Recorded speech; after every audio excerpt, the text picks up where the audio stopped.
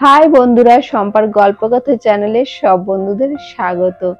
আজকে তোমাদের জন্য নিয়ে চলে এসেছি আরেকটি নতুন গল্প। গল্পটি হলো একটি শিক্ষামূলক গল্প। তাহলে চলো গল্পটি শুনে নেওয়া যাক।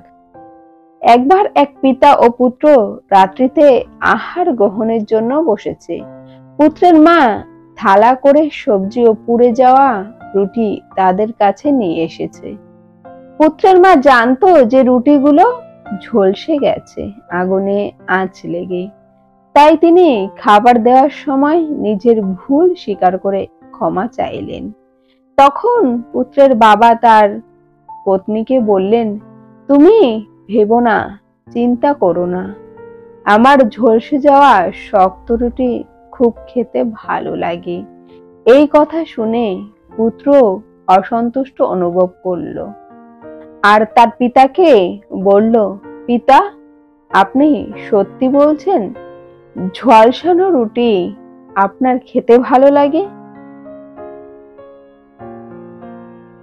পিতা বলল, তোমার মা আজ সারাদিন কাজ করেছেন আর তিনি হয়তো আজ সত্যি অনেক ক্লান্ত।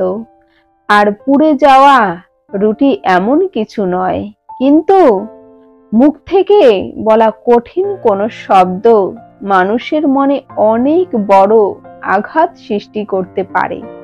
এই বলে পিতা তার পুত্রকে আরো বলল, তুমি জানো পুত্র, আমাদের জীবনে ভুল ত্রুটি দিয়ে ভরা।